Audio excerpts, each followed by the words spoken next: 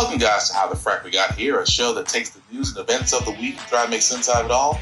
I'm your host, the most Will Buchanan, and on this show, we simply are all about the facts. There are plenty of news stations out there that simply want to do anything short but inform you. Here at How the Frack We Got Here, that's all we believe in. We go up to the left, we go up to the right, we go up to the middle of independence, we go up to the wrong side because there's more than one side of a story to everything. And you need to know it all in order to actually formulate your own opinion. And that's what we try to do here at How the Frack We Got Here. Thanks for listening, and hold on. It's going to be fun. All right, guys. Today's date, July 3rd, 2021, and this is How the Frack We Got Here. I'm your host, the most Will Buchanan. How the Frack We Got Here, we do take the events of the week and try to make sense out of it all. Before I do get started, I do have to sit there and say that we are a family-friendly podcast, so sometimes language will fly, but other times, things of a graphic nature may be shown, so viewer discretion is advised. Aside from that, welcome. First and foremost, guys, apologies. I know usually we start at 10:30 noon. But things happen, and again, my apologies for starting late. However, we are here, so let's do this. First and foremost, let's just go ahead and get into it of why white people and some people are mad. Well, because Bill's out. Now a free man, Bill Cosby didn't stay long at his Pennsylvania home, leaving today to reunite with his wife. He would spend the next months with her. They haven't seen each other in almost 3 years. According to his spokesperson, Andrew Wyatt, Cosby knew the Pennsylvania Supreme Court decision was coming, but didn't know when. Prison guards told him he was free at noon yesterday, unlocking the cell and opening the door. According to Wyatt, there were cheers from the other inmates. Bill Cosby came back home. Wyatt says they stayed up until 2 in the morning. The 83-year-old telling him he didn't want to go to bed. He was afraid all of this was just a bad dream. The Philadelphia Supreme Court threw out the conviction, saying Cosby's due process rights were violated when he was charged with sexually assaulting and drugging Andrea Constand. The alleged incident took place in 2004, but the district attorney at the time, Bruce Castor, decided there wasn't enough evidence to bring charges, compelling Cosby to give a deposition in Constand's civil case. I can sit there, do nothing, and hope the case gets better, like get a confession, or I can try to find another way, another solution, and I chose to find another way. But Cosby's deposition was then used to charge him a decade later. The court says the DA's office broke a promise not to prosecute. Yes, I intended that to bind my successors in perpetuity. Cosby's legal team calling it justice, but many of the dozens of women who have made a range of allegations against Cosby, from groping to sexual assault to rape, are angry. For me, he has paid a very small, minute portion of consequences for his actions. And no matter what technicality he gets off on, he's still guilty. Under the law, his record is wiped clean. He can't be retried. But for a man who was once known as America's dad, some damage can't be undone. Stephanie joining me here in the studio. What is next for Cosby? Well, Lester, there is still a pending lawsuit that was being held until the Pennsylvania Supreme Court made the decision it announced yesterday. But his spokesperson said he's making plans, including a documentary, and he says Cosby was on the phone this morning with comedy club owners. So no matter how you cut the mustard, he's out. Now, look, first and foremost, let's just go ahead and call it what it is. Sexual assault, rape, things of that nature is no laughing matter. Victims should always be encouraged to come forward and, confront their accusers, and they should face their day in court. We'll never argue that. We'll fully support that. But here's the problem with the Cosby case. And I say this is a problem.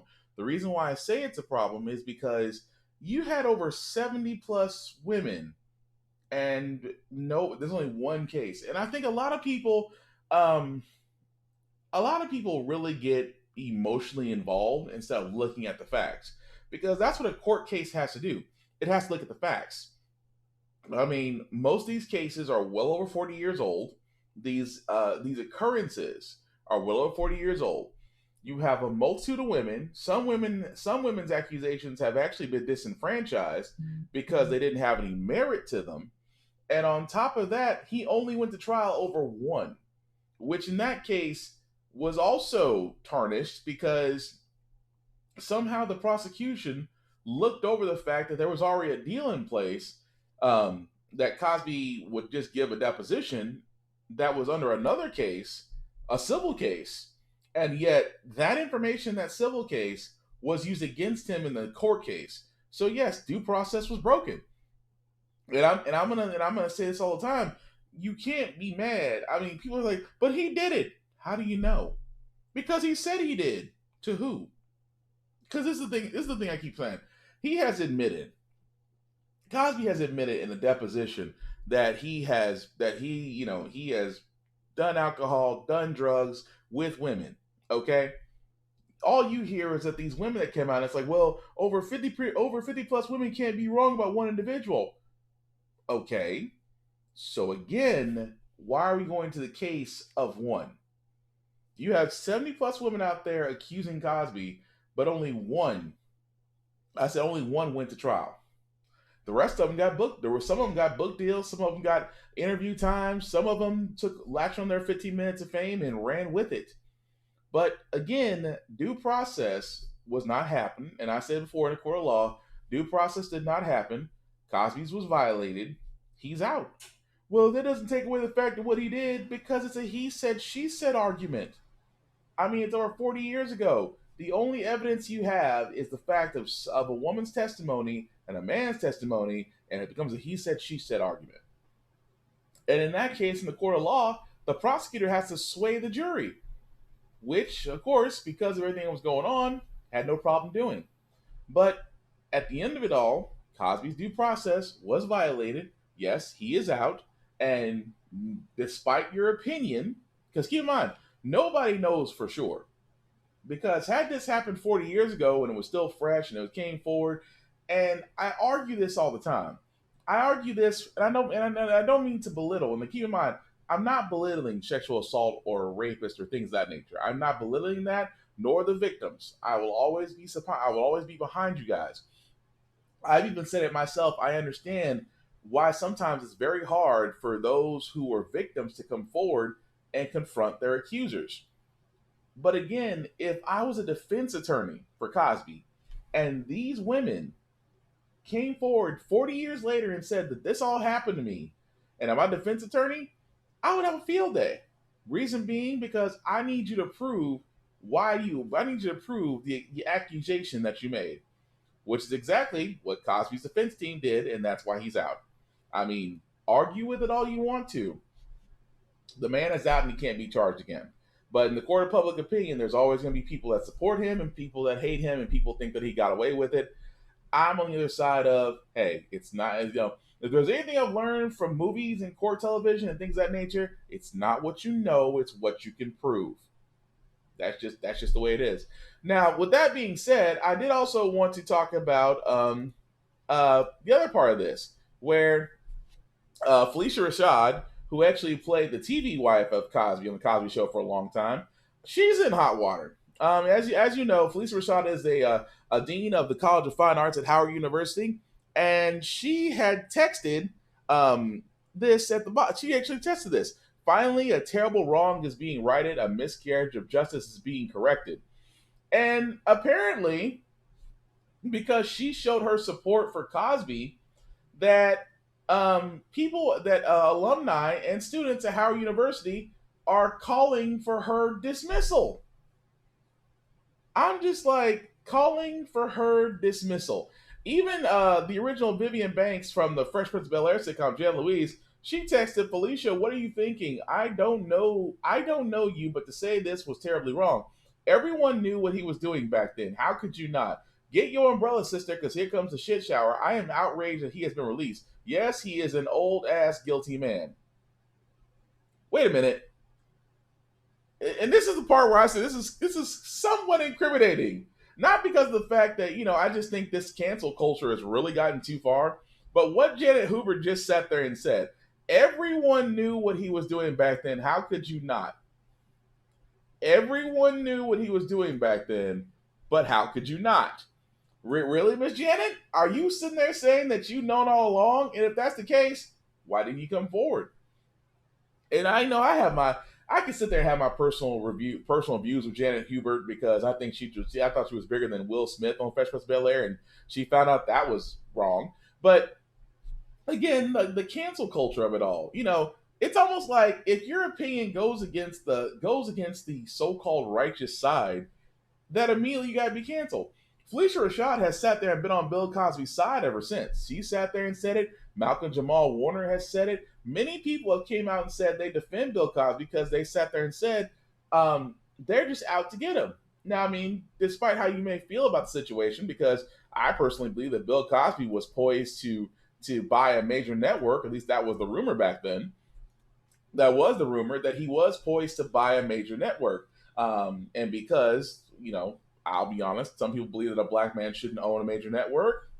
That's just my opinion. I'm not saying it's fact. I'm just saying that it's quite convenient that this all came out when he was in deals to actually, make some major power moves. Now, going back to Felicia Rashad, and of course, Howard University did stand behind her because she did sit there and say, well, this is not any disrespect to victims of sexual assault and rape and things of that nature, which she didn't say. That's the part where I'm like, why do you have to turn around? And for the lack of better words, I understand from a public relations standpoint, because you're representing Howard University, you're representing your brand and things of that nature. I get it. But it's almost like to have an opinion outside of the norm. Like, for example, I remember when OJ was free. I mean, this was before really Twitter blew up, but let's be honest. When OJ was free, were we not all like, yay, the black man made it? Now imagine if OJ's trial happened during in the time of social media. Could you imagine that? Could you imagine how many people would sit there and say, yay, OJ is free, murderer! You support murderers! Well, to this day and age, we don't know if OJ did it or not, let's just be honest. I still sit there and say OJ didn't do it, but he knows who did, and he's keeping his mouth shut for safety reasons. But again, this whole idea of just because Felicia Rashad tweeted her support for Bill Cosby, it's why should she have to lose her job? I don't get the whole thing of being canceled just because you sat there and said you were right. An injustice was corrected. A lot of things a lot of people don't want to admit, just like we just saw in the news video not too long ago. Yes, Bill Cosby's due process was violated.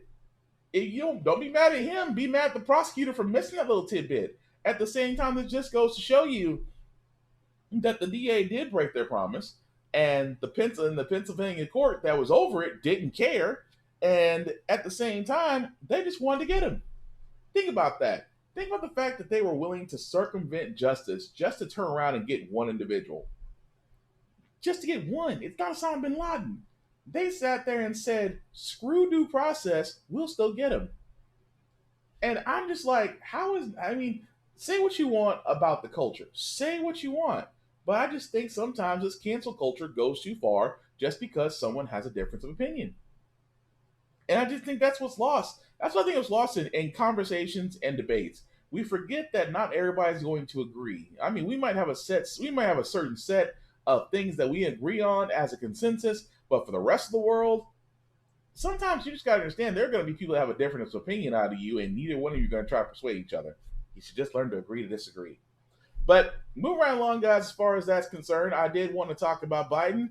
Biden had his first first stress test, and he didn't handle it so well when questioned about the withdrawal of the troops in Afghanistan. President Biden said the U.S. is on track to achieve full withdrawal from Afghanistan by September 11th. That's the deadline that he set. Then President Biden grew frustrated after reporters asked him multiple questions on Afghanistan. I think they have the capacity to be able to sustain the government. We can be value added, but the Afghans are going to have to be able to do it themselves with the Air Force they have, which you're helping them maintain. Mr. President, are you Afghanistan? I'm not going to answer any more question on Afghanistan. Look, it's 4th of July. We're bringing our troops home. We have all across America. People are going to ball games and doing good things. This is a good. I'll answer all your negative questions, not negative, your legitimate questions. CNN White House reporter Natasha Bertrand has done extensive reporting on the president's decision to end America's longest war. So, Natasha, one official describes President Biden as making this by gut decision. What does that mean? This is a decision that President Biden has wanted to make for years now. When he was vice president with former President Obama, he was arguing in favor of withdrawing all troops from Afghanistan years ago. And now he's finally been able to make that decision. He feels that now is the moment, that after 20 years, there's just not much left that the United States can do to stabilize the Afghan government, and that the Afghan government is going to have to kind of go it alone with economic support from the U.S., with some kind of air support in certain instances from the U.S. to help fight the Taliban in certain cases. But otherwise, he feels like really, if we stay any longer there, then U.S. troops are going to be attacked. And the White House line on this as well has been they were boxed in by the previous administration because the Trump administration made a deal with the Taliban to get out by May 1st. And Jen Psaki said just last week that if we were to stay any longer, then she fears that U.S. troops, and the White House fears that U.S. troops would then be shot at. So they feel like this is really the final moment where they can really do something. They can tell the Afghan president that they have their full support, obviously, but it's really fascinating that, we haven't seen much come out of the White House or from the president today about this momentous occasion of U.S. troops leaving Bagram Airfield. It's a hugely symbolic moment. It was handed back to the Afghans today, and it is really one of the biggest moments in the withdrawal of U.S. troops, the withdrawal. Okay. So again, Biden did have his stress test. Let's just be honest. Didn't really do very well, I guess. Let's be honest. I mean, he is an older gentleman. But when reporters were hounding him about Afghanistan, he's like, "Well, I don't want to talk about it. I don't want to talk about it. I want to talk about happy things." I was like, "No, Joe. That's not the best way, Joe. That's not the best way to finish to finish a press conference, because you could tell he was agitated." But understand, Afghanistan and Iraq might as well have been our U.S. territories for the last 2 decades plus. Yes, I still believe that it's still a great decision that he made. That eventually, why are we still in Afghanistan? Because the Taliban is kind of like the war on drugs. You're not going to win it. And sometimes it's best to just go ahead and leave and go ahead and cut your losses and leave. I fully support the idea of the withdrawal from Afghanistan. It just seems no point for us to be there. Well, what about the Taliban? I said, again, we're not world police. We're not the world police. We went over there, we invaded Afghanistan to get one person. We got him. Time to pack up and leave, folks. I mean, it's the thing about it. It's like, well, the women's like, of course, we can't really. And I sit there and say this is the coldest thing I'll ever say, but we cannot spend American lives to make Afghan citizens, native citizens, feel safe. We just can't. Not anymore. There's no point. And yes, they are right. The Trump administration did make a deal with the Taliban to withdraw all American forces. So yes, that does kind of put them in a bind, but still, it's a bind that honestly can be doable. And Biden should have sat there and not went, I want to talk about bringing our troops home. I want to talk about 4th of July. I just want to talk about happy things. I'm sorry, Joe. You got the president's seat. You can't sit there and say beyond a shadow of a doubt what you believe is what you want.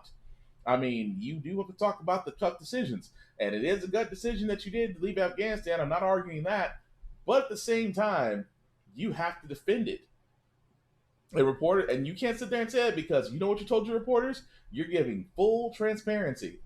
And that's the thing about full transparency. It's a double-edged sword, because sometimes you want to give it, sometimes you just want to give an answer and move on, and the report and the press are not going to let that go. Why? Because they're going to make you eat your own words. But I know, Joe, it's like, hey, sometimes you just really, really just want to move on to the next subject. But let's be honest, it is a big thing. Giving up one of our major U.S. bases over there is a big thing. Bringing our troops home, even for 4th of July, symbolic as it is, it's still a great thing. You still have to talk about it. just as much as you talk about the decisions that you make to withdraw. You have to, even if you don't want to. It's just like the rest of us that work crappy jobs. Yes, they are crappy. We are working to better ourselves, but in order to keep the lights on and food on our tables, we have to work these crappy jobs. Just the way it is until we get better at things, or unless we win the lottery. But moving right along, guys, I did want to talk about the new decision that the Supreme Court did, which makes me very concerned about the Supreme Court, and the reason why voting is going to be all much more critical in the future elections.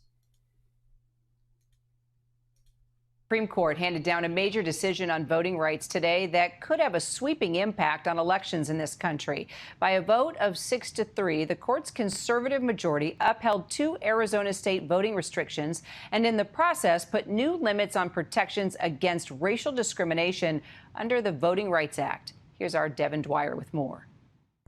With Republicans pushing a wave of new voting restrictions nationwide, today the U.S. Supreme Court made it harder for civil rights advocates to fight back. The court made clear that it is skeptical of claims that states are discriminating on the basis of race in voting, even as it acknowledged that that is still a real threat that we face in this country.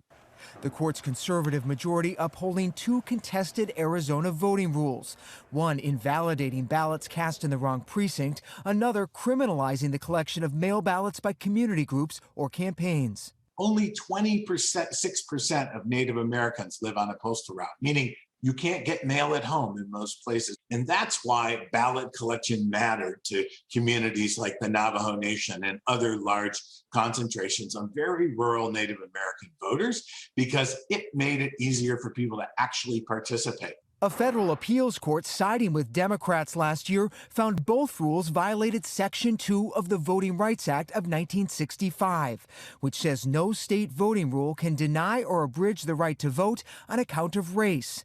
But today, the Supreme Court reversed. Justice Samuel Alito writing, equal openness to the vote remains the touchstone. Mere inconvenience cannot be enough to demonstrate a violation of Section 2. I thought it was a big win, obviously, not only for Arizona, but for election integrity measures and for the Constitution. Arizona has a whole plethora. We have a whole menu of options how we can vote. We don't want anyone's votes diluted or discarded or thrown away, and we all want to have confidence in the results. Justice Elena Kagan firing back in dissent, warning the court's decision would weaken protections Congress intended.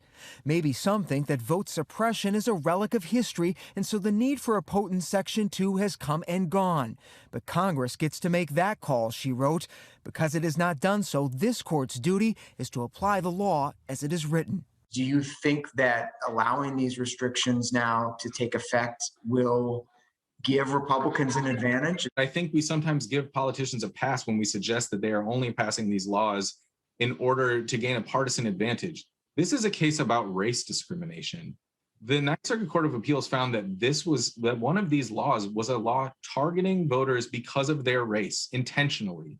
At the end of the day, the Supreme Court overturned the Ninth Circuit and rejected those arguments because, as I said, there's a whole list of ways people can exercise the franchise here. Absentee balloting and the manipulation of absentee ballots is one of the greatest threats to election integrity.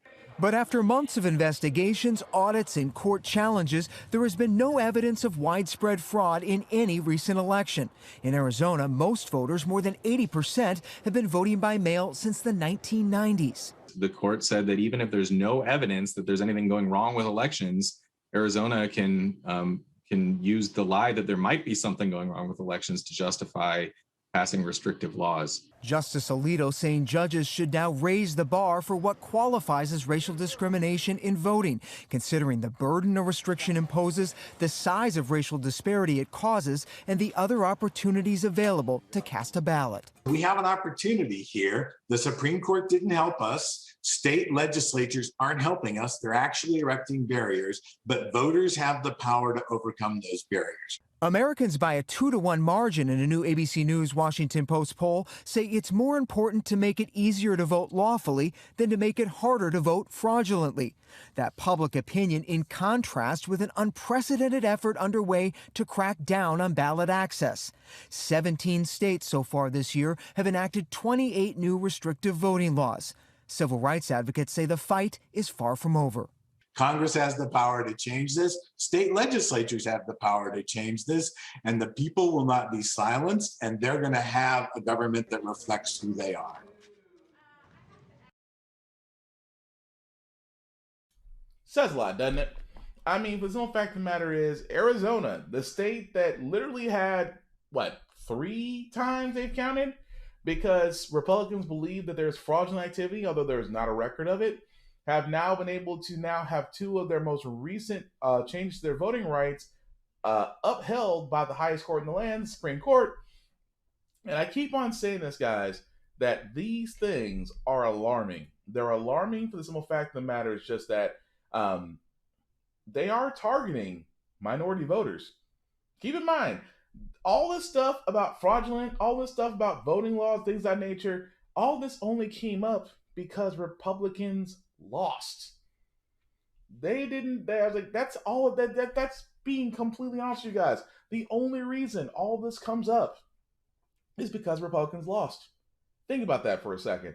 If Republicans won, would we be having half this stuff about voting laws and restrictions? No, it'd be business as usual. Even though the simple fact of the matter is, the only time fraudulent votes or things of that nature has ever came up, it's always been Republicans. Democrats have never said it. The only thing Democrats and independents have always said was Republicans are always changing the voting laws because they didn't like the turnout. Keep in mind, it's not because of voter fraud, it's because of voter turnout.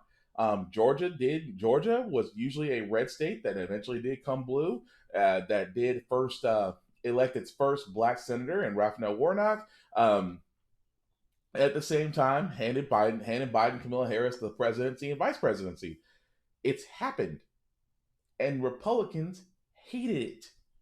So that's the reason why they're pushing this forward. This is the reason why I say you have to be very, very, very paying attention to the laws in your city and your state. Because trust me, if you don't think they're going to try to pull the wool out from under you, you will be heavily disenfranchised. Because trust me, this is the reason why voting matters. It's the reason why it's always good to keep up on laws. It's the reason why it's good to keep up on everything. Because trust and believe, they're not making it easier. They're making it harder when it should be. That's the reason why for the voting rights, for the People Voting Rights Act and for the John Lewis Act, those things should have been passed a long time ago, because both those 2 acts alone would have nullified any other voting law change in any state. And yet they're still held up in Congress. I wonder why. Because Republicans will not support it, and good old Manchin will not support a filibuster. We shouldn't be surprised by this. But moving on, guys, some Olympic news. Because I was going to be honest, I said this earlier in my Facebook post that I'm looking forward to the Olympics just because we have a lot of black athletes, female athletes in swimming, in track and field, and gymnastics. So I'm looking forward to it, except for these stories that one story I get completely, and the other 2 stories, it's going to be a little bit heartbreaking. So just bear with me. Attention, mostly from conservatives, not for her performance on the field, but for her protest on the podium. I want to ask you about the Olympic hammer thrower, Gwen Berry. Miss Berry is so embarrassed by America, then there's no reason she needs to compete for our country. We don't need any more activist athletes. She should be removed from the team. The entire point of the Olympic team is to represent the United States of America. Gwen Berry, qualifying to represent the U.S. in Tokyo by coming in 3rd in the hammer throw. But as you just heard, some conservatives want her off the team. Why? Well, we've been showing some of these images. When she reached the podium, she turned her back on the flag during the national anthem in a protest of systemic racism and police brutality. This is now turning into basically the latest front in Washington's culture wars, if you will, with the White House asked to weigh in. Part of that pride in our country means recognizing there are moments where we are, as a country, haven't lived up to our highest ideals. And it means respecting the right of people granted to them in the Constitution to peacefully protest. Joining me now is Kavitha Davidson, sports and culture writer for the Athletic, I should say. Kavitha, good morning. Thanks for being on. Thanks for having me.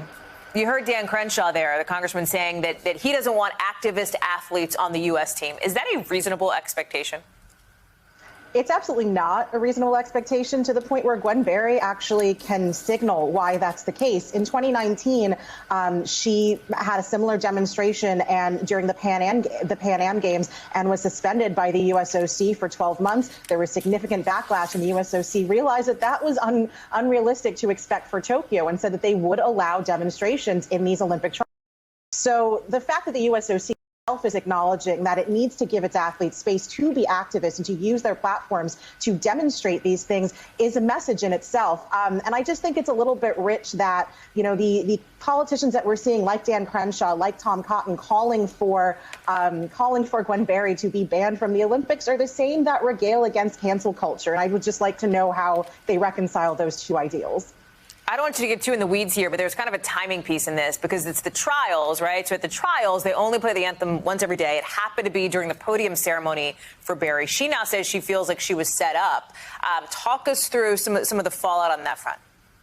Yeah, so it's a little bit complicated, like you said, in the weeds, but basically the national anthem is not played during the podium ceremonies during these trials. It's scheduled for a certain time every day. In this particular day, it was scheduled for, I believe, 5:20 p.m., and it's usually right before the evening session starts. Because of natural delays, the podium ceremony didn't happen until 5:25, and that's when the national anthem was played. So I think if you watch that actually go down, she's not planned to do anything. She's trying to make a decision in the moment of how to react to the anthem playing when she didn't expect it to be playing during that ceremony. So because of that slight timing difference, and the USOC has yet to comment on why it was played then and not after the podium ceremony before the evening session started, but because of that, it started this entire controversy.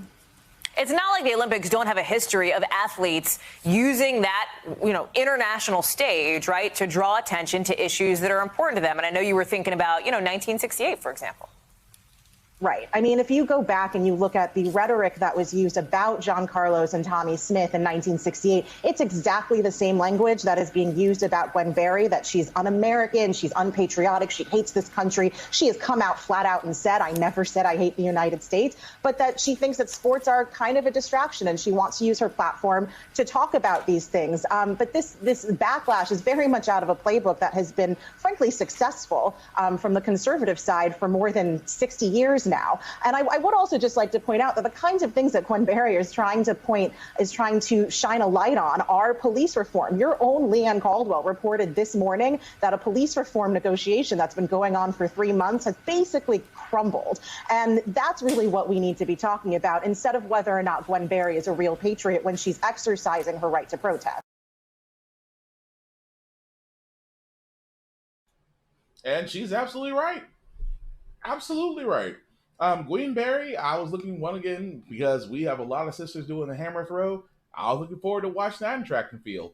Still will, as long as she's going to be there. It's just the thing about it is, it always seems to amaze me how some Caucasians will always sit there and do the whole shut up and dribble.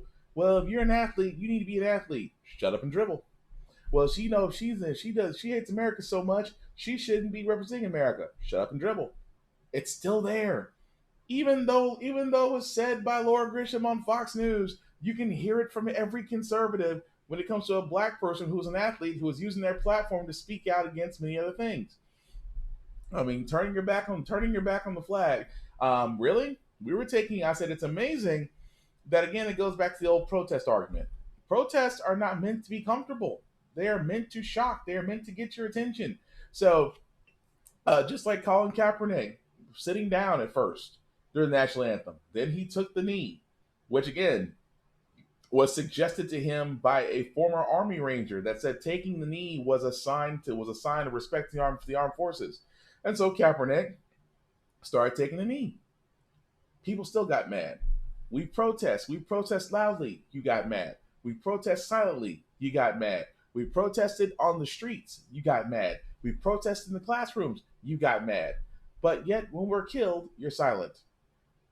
So again, athletes will use their platform because they know a lot of voices are paying attention to them, a lot of ears are paying attention to them. So I love the fact that Gwen Berry is turning around and saying, look, we need to bring attention to this because as athletes, this is what we can do. We can make you aware. We can sit there and say, hey, the problem is right here. And it's amazing to me how conservatives, always conservatives, but I still want Democrats to back up. We're behind you. I want, especially black people, this black politician sit there and say, I'm behind you. I'm with you. And be loud about it. Be proud about it. Support the sister because she needs the support.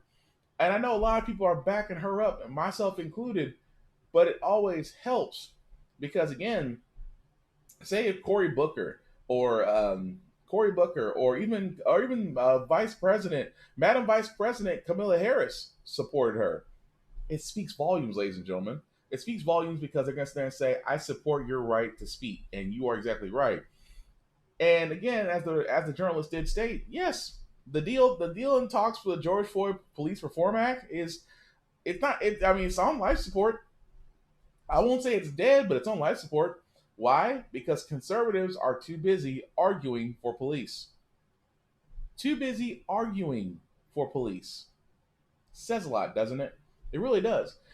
Even more so on the story of Gwen Berry, there was another story about a rising star in the Olympics as well. I also wanted to bring that to you guys' attention. Sha'Carri Richardson, who actually broke the record for being the fastest woman, is facing some heat just because, like I said before, of a decision that she made, and now that the consequences are following.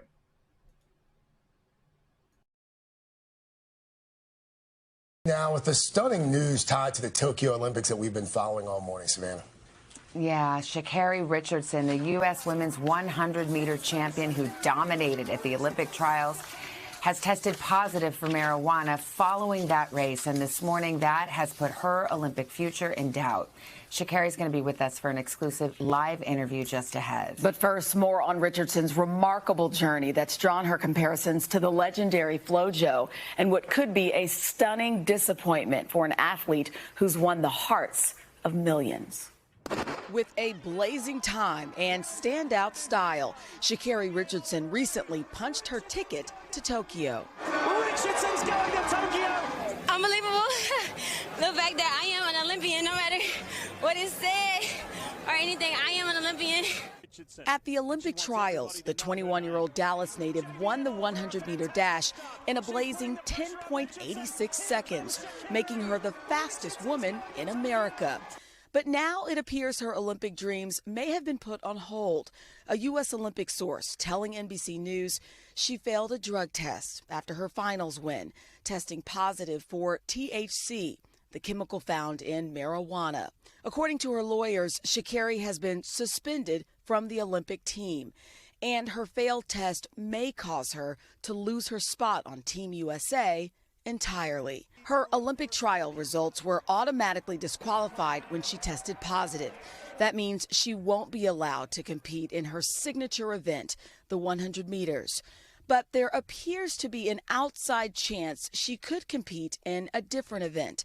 What's unclear is whether she will appeal the test result and the disqualification, or how long her suspension will last.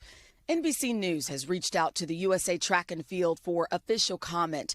Sha'Carri captured the hearts of millions when she ran into the stands after her victory and hugged her grandmother just a week after losing her biological mother. My family has kept me grounded. This year has been crazy for me. Going from just last week, losing my biological mother, and I'm still here. And after being notified of her failed drug test, Richardson tweeted yesterday, "I am human." Savannah. Chanel, thank you. And Sha'Carri Richardson joins us now. Good morning, Sha'Carri. I just want to ask a simple question first. How are you doing? I'm blessed to be alive. That's about it. This is not easy. This is a hard moment that you're in right now. And I thank you for being on. And I know you wanted to tell your story. So tell me, what happened? What led up to this positive test? Just honestly, or just I want to take responsibility for my actions. I know what I did. I know what I'm supposed to do. No, I'm allowed not to do, and I still made that decision. But not making an excuse or looking for any empathy in my case, but just however being in that position of my life, finding out something like that, something that I would say is probably one of the biggest things that have impacted me positively and negatively in my life when it comes to dealing with the relationship I have with my mother. So that definitely was a very heavy topic on me, and people don't understand what it's like to have to, or people do. We all have our different struggles. We all have our different things we deal with. But to put on a face, to have to go in front of the world and put on a face and hide my pain, like who, I don't know, who are you or who am I to tell you how to cope when you're dealing with a pain or you're dealing with a struggle that you've never experienced before or that you've never thought you would have to deal with. Like, who am I to tell you how to cope? Who am I to tell you that you're wrong for hurting? So I think just honestly, just leading up to that, dealing with my mental health, dealing with my mental as is with leading up to the games, every time stepping on the track, definitely expected to be a record-breaking time or something like that. So just with that, pressure in itself was also just another thing. With this actually been my first full professional career, my first full professional circuit this year due to the pandemic. So just considering all of that put together, long time, my agent, my sponsor, my sponsorship, my family, knowing me dealing with all of this stuff. So, Sha'Carri, I just want people to understand where you're coming from, and tell me if this is correct. But it was a few days before your big race and the trials, you found out that your biological mother had passed away. You found out when a reporter told you, and it was after that you ingested some kind of marijuana. I should mention, you were in Oregon. It's legal in Oregon. You didn't violate any law, but it was against the rules of your sport, and as you said, you knew that. But is that what happened? Is that how this unfolded? Honestly, yes, that is the story. I had an interview scheduled with my agent. I knew I was having an interview. I knew going into the interview, I was just thinking it would be a normal interview, and then on the interview to hear that information come from a complete stranger was definitely triggering, was definitely nerve shocking, because it's just like, how are you to tell me that? Like, it's like, and no offense against him at all. He's just doing his job, but definitely that sent me in a state of mind, in a state of emotional panic, if anything. And still knowing that even though I'm here, I still have to go out and put on a performance for my dream, go out there and still compete to what it is. So yes, definitely triggered, and from there just blinded by emotions, blinded by sadness, blinded by just hiding hurt, honestly, for the fact that I know that I can't hide myself. So at least in some type of way, I was just trying to hide my pain. Yeah. The Olympic officials, the U.S. track and field, the anti-doping agencies now have a decision before them. Unfortunately, you will not be able to compete in the Olympics in your race, your individual race, 100 meters. But there is a chance. It's a small chance, but there's a chance you could go to the Olympics and take part in the relay. Are you hopeful for that? Is that what you're holding out hope for at this moment? Right now, I'm just putting all of my time and energy into dealing with what I need to deal with to heal myself.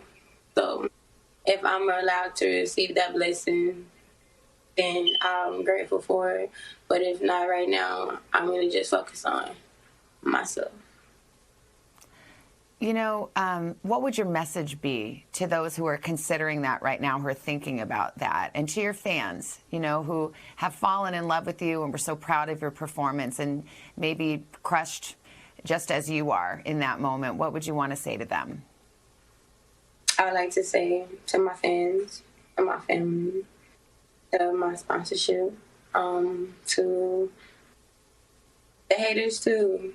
I apologize as much as I'm disappointed. I know that when I step on the track, I don't represent myself. I represent a community that has shown me great support, great love. And to y'all, I failed y'all. And so I apologize for the fact that I didn't know how to control my emotions or deal with my emotions during that time. And when I would just leave with my fans, or I would just leave out there, is that, like I tweeted and said yesterday, I'm human. We're human. My statement, what I always say in my interviews, I want to be as transparent as possible with you guys, whether it's good, whether it's bad. But when it comes to Sha'Carri Richardson, it's never been a steroid. It will never be a steroid attached to the name Sha'Carri Richardson. The charge and what the situation was marijuana. I'm not encouraging anybody to do it. I'm not saying, oh, don't do it or anything like that. But if you choose to do things in your personal time or things like that, you just should know or beware of the consequences, or just know, or just find different ways to just cope or do what it is that will make you feel better. But sitting here, I just say, don't judge me, because I am human. I'm you. I just happen to run a little faster. I understand there's going to be people that still have something to say that don't necessarily understand. And I wouldn't even call them haters if they want to choose to show their character of a person, even after me saying what I've said, and putting myself out there, then that's just on you, your character, and you have to live with that. But I greatly appreciate being able to tell my side of the story. And like I said to my fans, my family, my sponsorship, and the haters, I greatly apologize if I let you guys down, and I did. And I just want to let y'all know this will be the last time the Olympics don't cheat Sha'Carri Richardson, and this will be the last time the U.S. Doesn't come home with a gold medal in 100. And I feel Sha'Carri lines up against me. Sha'Carri, before I let you go, I think about you and the highs and lows that you've had to deal with, and your dream came true. You dazzled everybody with your performance, but also your words, your hug for your grandma. You've been through so much, and we'll see what happens and what this decision is. But do you plan to keep running? Are you going to keep those Olympic dreams alive no matter what? Yes, this is just one game. I'm 21. I'm very young.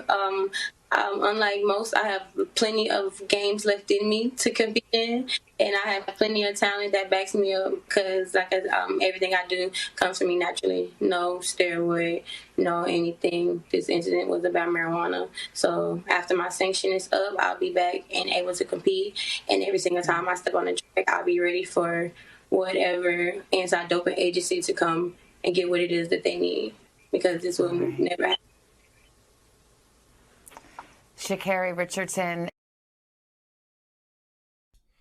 All right, and I wanted to play that full interview just because I wanted her to be heard. For all those that don't know, Sha'Carri Richardson, again, amazing athlete, especially in the 100 meters. Was looking forward to actually seeing her compete in the 100 meters in Tokyo Olympics. And again, this woman just lost her biological mother and was still competing at a very high level. And yes, she has admitted that she did smoke marijuana in her home state, which was legal, but because the anti-doping agency, which is overseeing the IOC and doping tests, said that she tested positive for marijuana, and of course puts her in the limbo that she is in now. I'm not knocking Sha'Carri Richardson just because, number one, if you've ever lost a parent, it is devastating. It is undescribable, especially how depending if you were very close with them. And she was very close to her mother, and yes, she was still competing. The pressure of competing at a high level, at the same time dealing with the grief of losing a parent. I don't blame her. I don't blame her, because number one, she's not asking for sympathy. She's not. She's sitting there saying, I made a decision. I knew what I was doing. I still did it. I give her props for sitting there saying, no excuses. I knew it. I knew it. I still did it. I'm human. The problem I have with all this is really with the anti-doping agency. Because how is it that we're in 2021 and yet marijuana is still considered a performance-enhancing drug? Marijuana, performance-enhancing. In the words of the late, great Robin Williams, marijuana is not performance-enhancing. It may enlighten your mood. It may relax you. It may, it may give you great relief. But the one thing it's not going to do is leave you empowered. As he said in one of his greatest jokes, he said the only way that a marijuana can be empowering is unless there's a Snickers bar at the end of the line. That is the only way it's going to be empowering. Because, as Cat Williams said, the only side effects from weed is hungry, happy, sleepy. That's it. But it just never ceased to amaze me how we really treat marijuana in the same instance how we treat meth, and how we treat Percocets and things of that nature, how we treat crack cocaine, which are volumes away from marijuana. And I give you one, I'm a big advocate for marijuana, just for marijuana use. I don't smoke it myself. I got plenty of friends and family who do, and it helps. It helps with moods. It helps with depression. Helps with bipolarism.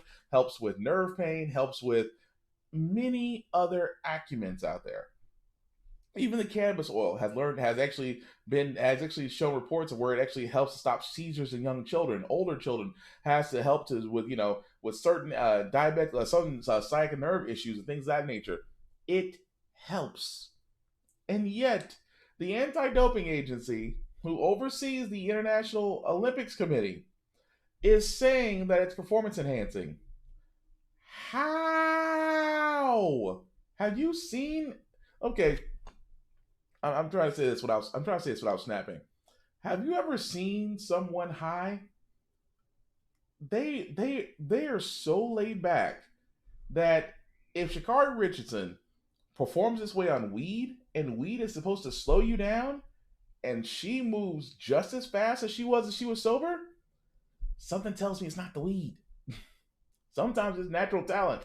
But again, I just feel so bad for her because, yes, it is a decision. Yes, a lot of people sit there and say, well, you blew your own bag. I said, well, again, she's 21. Here's the thing. She's 21. She's going to the Olympics. Very few athletes get to go compete for their home country in the Olympics. That alone is pressure.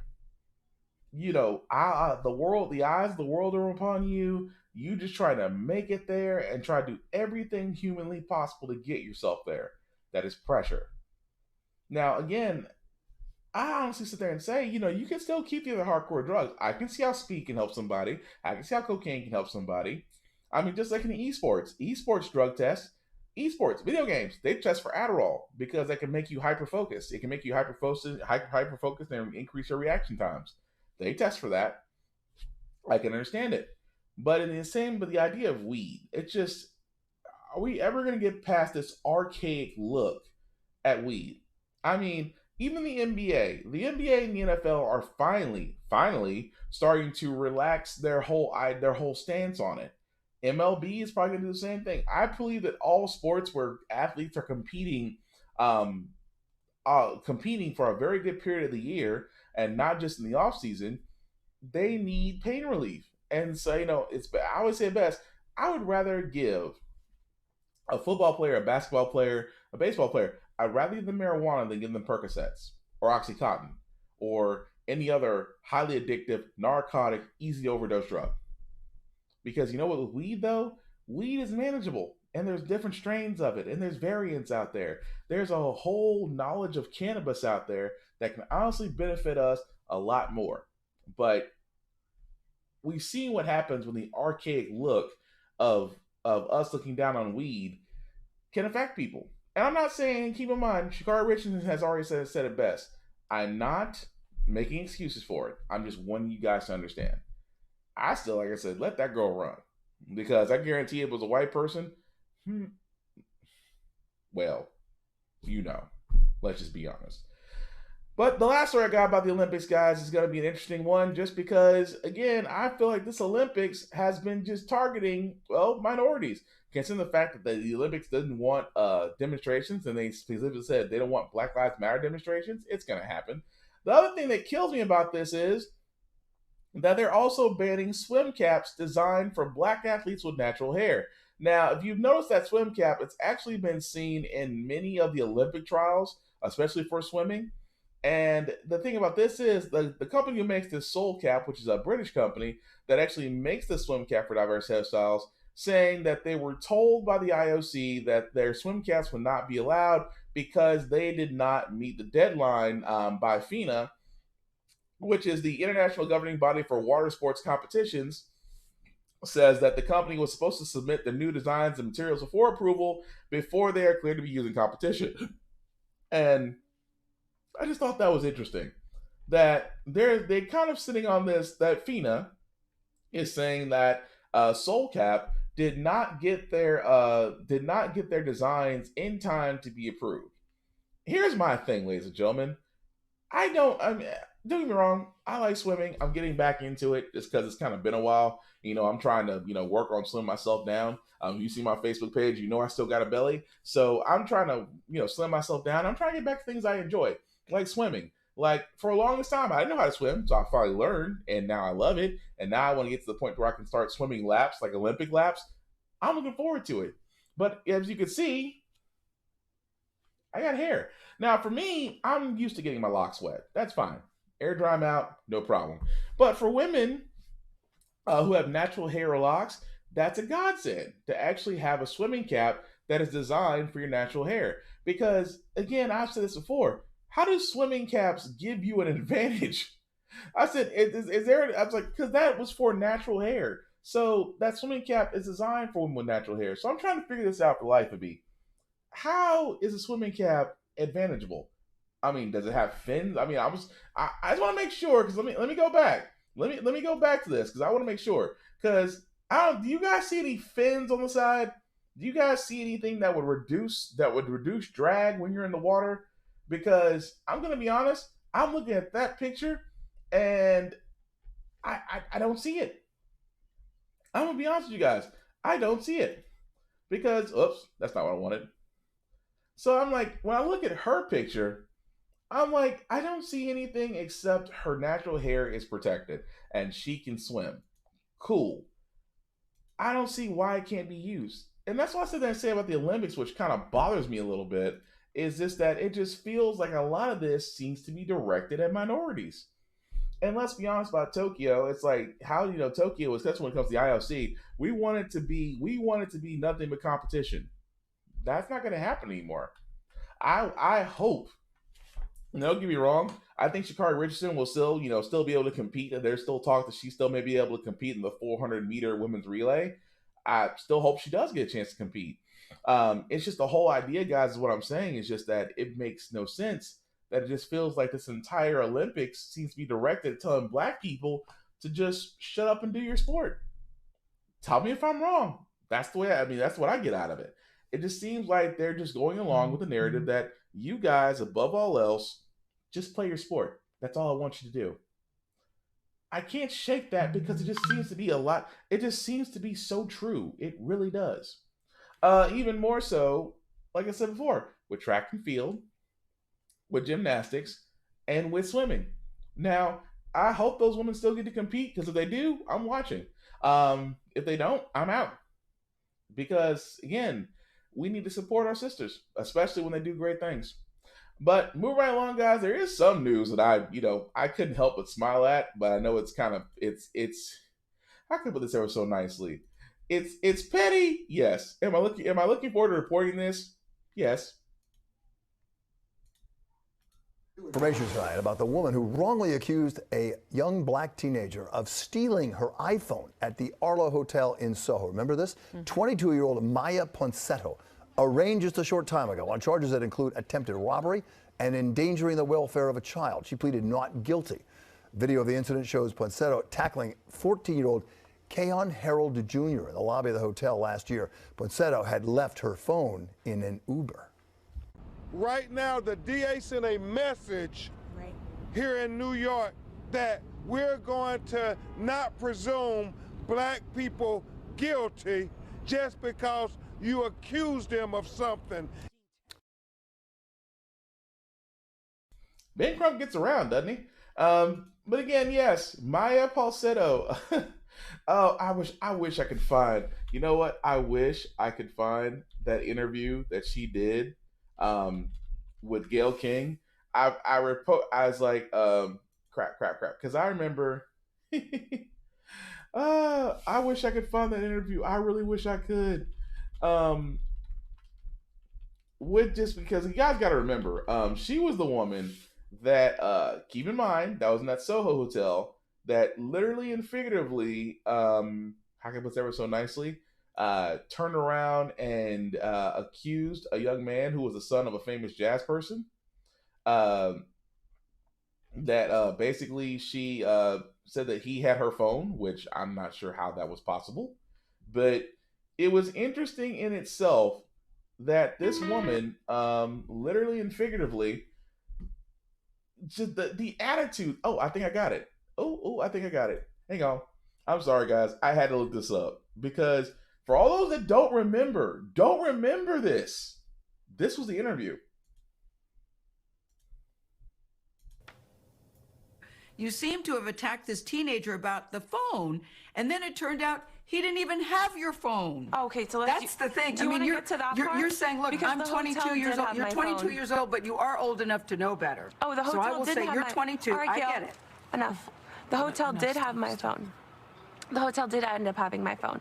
I did get my belongings returned to me. So maybe it wasn't him, but at the same time, how is it so that as soon as I get asked to leave the premises after I had accused this person of stealing my phone, how is it that all of a sudden they just miraculously have my phone when I come back? And it didn't seem as if my accusations really bothered the son and the father because they were just enjoying a nice meal right after this whole encounter. But all I'm saying, I don't know if you. Mia, I want this to be over, and I'm sorry. Whether they were so I would love to your, make this short and sweet, Gail. Mia, I want to go back to that day. Take us back to that day. We've all seen the video. Okay, so I arrived back to the hotel after grabbing some Starbucks. I had noticed my phone had been missing, so I just approached the hotel manager, asked him if he could kindly just check the footage. In my opinion, I was like, okay, any person walking down could possibly be the person that might have had my phone. I wasn't racial profiling whatsoever. I'm a woman. I'm Puerto Rican. I'm like a woman of color. I'm Italian, Greek, Puerto Rican. You keep saying you're Puerto Rican. Does that mean that you can't be racist because you're saying you're a woman of color? Is that what you mean? Exactly. Well, I would disagree that people of color can be racist too. Do you believe that you should pay a price for this? I don't feel that my accusation is a crime. But it's more than the accusation. It's the way that you tackled him, it seems, on the videotape. What would you do differently? You said that you look at that tape and that's not who you are. I think I could have just asked the hotel manager. So, yes, I could have stepped aside, or the father and I. We immediately could have started just speaking at a lower tone, and probably that would have handled the whole situation a lot better. With all due respect, when Mr. Harold was talking to you, it seemed to me that he was responding to you because you had accused his son. I'm saying that both of us. I said both of us. You see two black people? No, I'm not letting him walk away with my phone. Bottom line is this issue is much bigger than I think Mia is appreciating, and she sees it as a very simple thing. Attorney Sharon Gatan sat with Ponsetto through the entire interview and wanted her client to feel empowered to tell her own story. But Gatan also felt it important to provide context on Ponsetto's state of mind at the time of the incident. So let me just boil it down. She was a 22-year-old woman alone in New York. No one is with her. Her entire contacts, flight arrangements, Wi-Fi, emails, Apple Pay, her funds, her money is all on that phone. She agreed that her behavior and her actions were definitely less than elegant, shall we say, and less than graceful and less than what anyone else would do, and she agreed, and she wouldn't have repeated it. It's been reported that your phone was returned to you by an Uber driver. Is that true? That is not true because I arrived to the hotel with my phone in my hand. Okay, who returned your phone to you? The hotel receptionist. Mia, where had the phone been? Why don't we ask the hotel receptionist? Mia, to be honest, I'm telling you, you seem to be not remorseful, to have no contrition, that you're almost a little flippant about this. You have to understand, for this teenage boy who says that he was shattered, who said that he was traumatized, this is a big traumatized. deal. You're traumatized too because... Yeah, and I'm sorry. I'm sorry from the bottom of my heart. He is honestly, he's 14. And that's what they're claiming. Yeah, I'm 22. I've lived probably just the same amount of life as him. Like, honestly, I'm just as a kid at heart as he is. I feel sorry that I made the family go through like all of that stress, but at the same time, it wasn't just them going through that. I just don't think that you helped yourself by your behavior. When you looked at that video, what did you think? What did you think, Mia, when you looked at the video? You already asked me that in the beginning of the interview. I'm not going over it again. I would like. Yeah, that interview. That's the interview I wanted to bring up so bad because that was the one where Gail had when you ever had to do it with it. Now I admit, I've interviewed a few people, and I know sometimes they can get under your skin. That girl got under Gail's skin so bad. She got under her skin so bad. She's like, "Oh, you finna make me act out my character." I'm not mad. I am not mad that she got charged with hate crime, that she got charged with assaulting. I am not mad about any of it. It is well deserved. Now, of course, there's probably going to be any jail time out of it. Let's just be honest. She might get hit with some community service and some probation and some fines. But again, it's going to be on her record because let's be honest, she's going to plead out. But it's karma because you heard, like I said, I wanted to play the interview because that was the last interview before her trial, and you can tell there's no remorse. There's no remorse.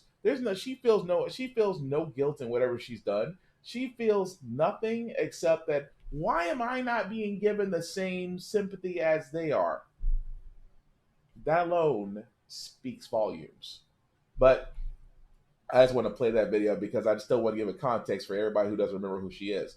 But moving right along, guys, before we get to our feel-good news segment, we still got 2 stories left. I did want to talk about the news that came down that may affect the Trump organization and possibly Dorito himself.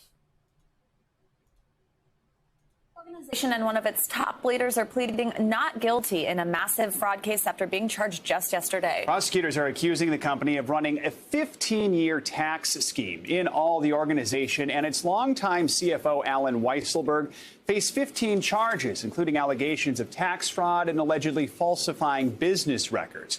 Prosecutors call it an orchestrated scheme to compensate executives by giving them secret perks off the books so they would not have to pay taxes. Weisselberg turned himself into the Manhattan DA early yesterday morning. He was arraigned and ordered to surrender his passport. Here to break down what happened in that Manhattan courtroom is NBC News correspondent for investigations Tom Winter and NBC News legal analyst Annie Savalos, all helping us make sense of those charges. Good morning to both of you. Thanks for being here. So, Tom, I'll start with you. Walk us through what happened yesterday. 15 charges here, not just a few. What has the Manhattan DA brought here? Good morning, Savannah. Essentially, what the Manhattan DA is saying is that they received, as Joe was alluding to, these off-the-book payments. It's completely legal if you were to get a perk from a corporation that's maybe not in the form of a paycheck. So if NBC wanted to give me a car, Chevy Tahoe, they could give me one and I would not have to, and that could be part of my compensation. But where the Trump organization erred and we're on the wrong side of the law, according to the Manhattan District Attorney's Office, and where Alan Weisselberg ran afoul of the law, according to the DA's office, is they did not properly account for it. They did not properly account for it in the corporation, and Alan Weisselberg did not properly pay his taxes. So, Danny, this was a years-long investigation that led up to this day in court. What do you make of the DA's case based on what you saw? How strong is it? Building on Tom Winter's analogy, it's in a way the allegations are even worse than that. It would be like if the NBC brass came to Joe and Savannah and said, hey, listen, instead of your paycheck, just take the money out of the vending machine and we'll lower your salary and just don't tell anyone about it. I mean, that's a silly example, but that's almost what's alleged in this indictment. It's that kind of chicanery and that kind of fudging the books. And by the way, it's not by a lower level employee. in many cases, allegedly, the person signing these checks was the CFO, Alan Weisselberg. So it's going to be very hard for him to claim in court, I saw no evil, I heard no evil. Right. I'm not sure how much money there is in our vending machines, Yeah, I by the don't way, know. in case. I don't know if I'd take that deal. Yeah, I know. But I mean, the point is really just that it's not like it was like a car as a perk here or there. I mean, that's really what this laid out here. So what, Tom, can the Trump Organization's defense be here? I mean, how are they pushing back against the indictments? Well, I think Danny's kind of already alluded to the fact that, yes, when you have yourself signing the checks, when Alan Weisselberg was directly involved in this, according to the indictment, when they ran two sets of books, I think that's incredibly incriminating. According to the charges, they essentially had a way of accounting for these gifts and off the books compensation is a whole separate ledger. So I think that that's particularly incriminating. So far, the Trump Organization, who has pleaded not guilty, Alan Weisselberg, who has pleaded not guilty, he's vowed to fight the charges. The Trump Organization has attacked this as some sort of a political indictment, something that the Manhattan District Attorney's Office in court refuted yesterday. But they're really attacking the entire indictment from a political standpoint. And speaking of politics, Tom, Danny, I want to ask you both a question about how this could impact former President Trump. I'd like to note Donald Trump was not indicted yesterday. Now, here's his niece, Mary Trump, on Rachel Maddow last night. Unlike other people close to him who are probably extremely nervous, I don't believe Donald will be, because he's been getting away with this sort of thing for so long that he must feel immune. Because he always has been. These are the kinds of charges that could have been leveled against him and other people in my family decades ago. So, Tom, first to you, what do these charges mean for the former president? You know, Joe, the president, based on my reading the indictment, is actually not within the indictment. What I mean by that is when Michael Cohen pleaded guilty, there was a individual one who was publicly identified as the president that really brought him into the charges, brought him into what was alleged there and what Michael Cohen pleaded guilty to. We don't see that here in these court papers. So immediately there's no legal risk. However, what is the potential legal risk now that the Manhattan District Attorney's Office has his taxes and perhaps have somebody who eventually might want to cooperate in Alan Weisselberg? Time will tell. Danny, what do you think it means for the former president? How many times in the past 5 years have we said the phrases, the walls are closing in, or this guy indicted knows where the bodies are buried, and yet, like Groundhog Day, here I am again. But I have to believe, after a year and a half, if the New York DA's office had the goods on President Trump, he would have been the ultimate trophy on the wall, and they would have indicted him. If they had that information yesterday, I think we would have seen his name. Maybe they just don't.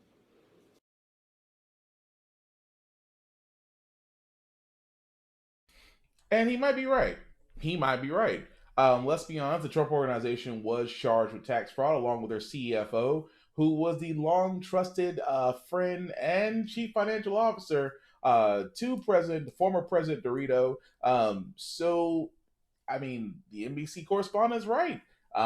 If they did have evidence on Donald Trump, maybe that they would have announced it as well, because that would have made headlines around the world. But for now, it just seems they're focused on Trump Organization.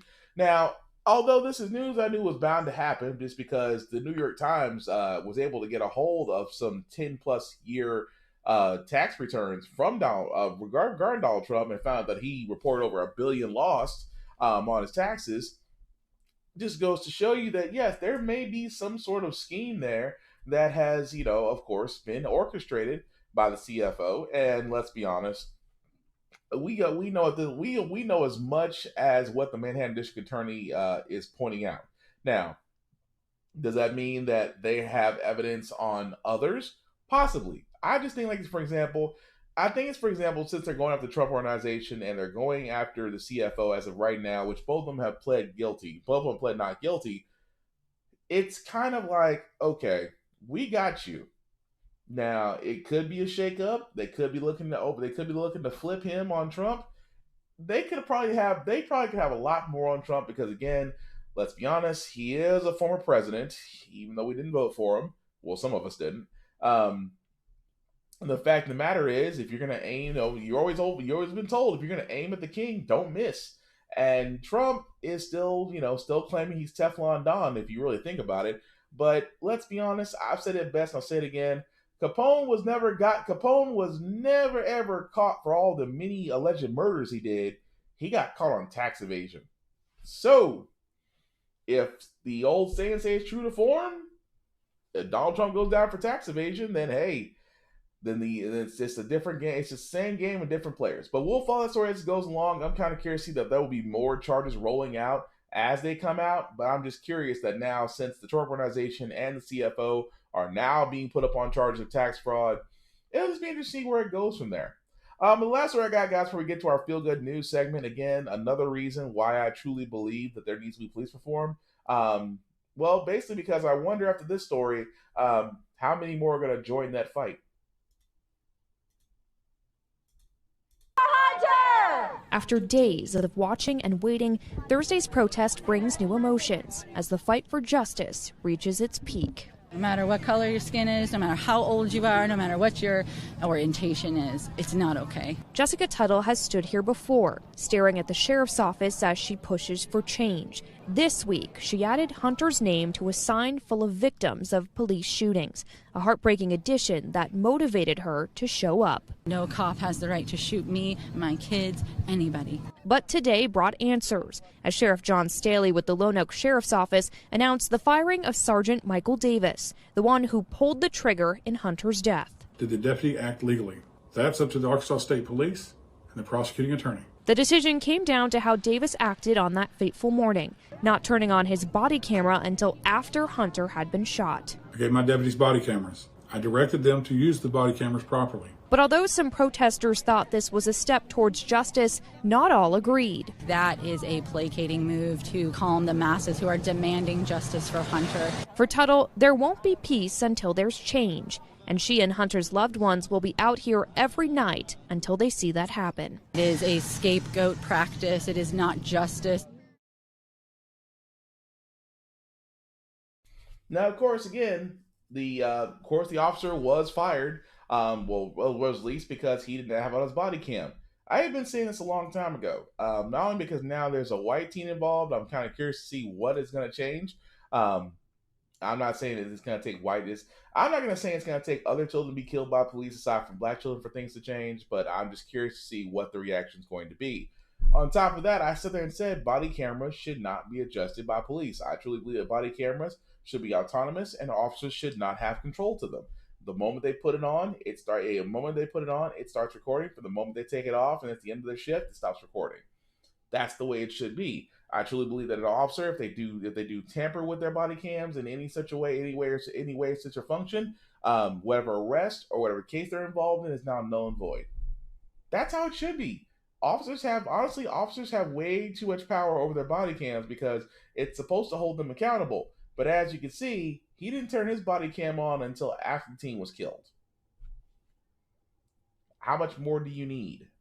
To the point to where, that George Floyd Police Reform Act really needs to start getting some fire under it, because it's amazing how you got the COVID-19 hate bill in there in record timing, but yet George Floyd and his Derek Chauvin has now been charged and sentenced, and still facing another civil rights charge. And of course, his assailants are about to be set for trial. But again, I ask this question all the time.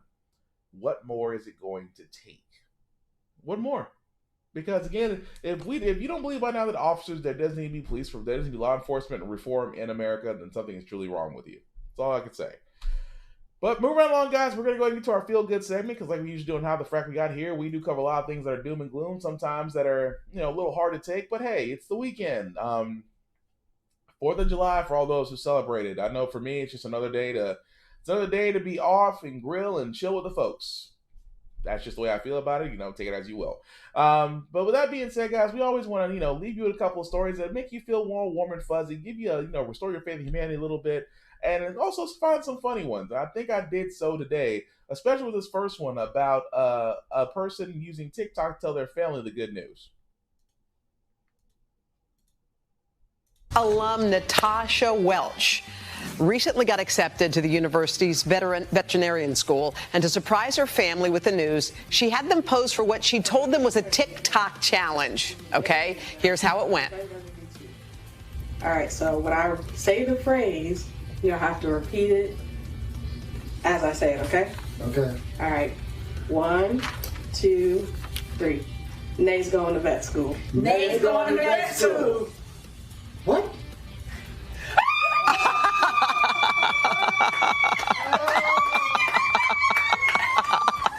Come on. Natasha's the class of 2025. Her family could not believe she kept that secret that long.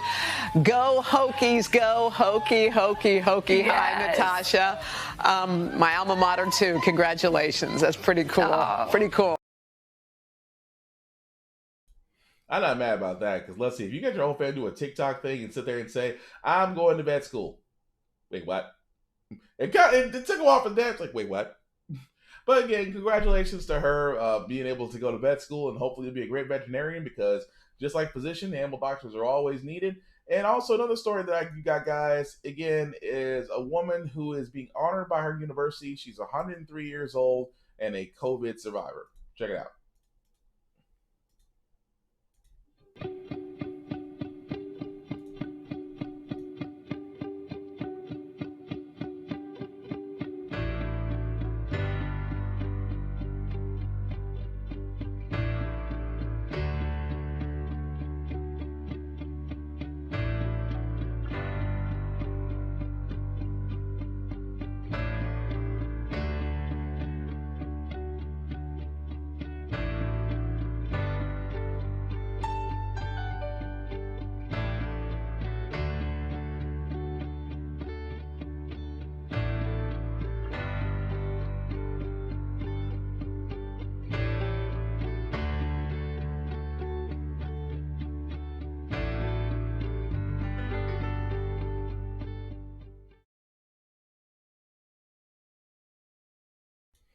And again, that's pretty cool. I mean, number one, she's 104. 104, graduated South Carolina University. Again, HBCU. And was actually a teacher and had about a COVID-19, beat it, and actually turned to 104 June 8th of this year. So congrats to her. I mean, 104, I said, that's a life worth leading on that one, be 104. But anyway, definitely shout out to her. Even though with South Carolina University, go for it, because that's actually great. The last one I got, guys, is, well, this kind of makes me wonder as a parent, as a future parent, hopefully. That's not saying anything, guys. I'm just saying as I'm, down the road, I should say. But I always wondered, because kids get really attached to technology. I mean, you see it all the time. You see kids 2, 3, 4, 5 and up, phone, tablet in their hands, watching. And I understand, parents. I understand. Sometimes the best way to get a child to stay calm or be quiet or do exactly what you told them to do is put a tablet in their hand, watching their favorite show. Not knocking it, not at all. I understand. But this dad did something, especially in his house, because he ain't seen his kids in a while. He decided to turn off the Wi-Fi. All right, like so many parents these days, Kenneth Bath hardly ever gets to see all of his kids at one time, even though they actually live in the same house. So he came up with a real clever way to get them out of their rooms. Dad, what happens to the Wi-Fi? I don't know. What happens to the Wi-Fi? I don't know. What happens to the Wi-Fi? I don't know. Glad to see all you guys. Kenneth did the unthinkable. He turned off their Wi-Fi, and just seconds later, kids' heads just started poking out of their rooms. Ken owns a business in Washington, D.C. He's a creative solutions guy, and he also knows how to work a router. So Really? Wow. Everybody's out. That's effective. That's effective. Could you imagine that? I mean, it doesn't take much to turn off the router and the access in the house, but still, turn off the router and just like groundhogs, they all pop up. Damn, what happened to the Wi-Fi? You recognize me?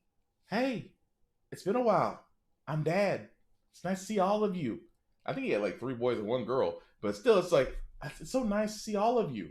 It's been a while. Let's hang out. Let's enjoy it. Let's enjoy this time without the Wi-Fi.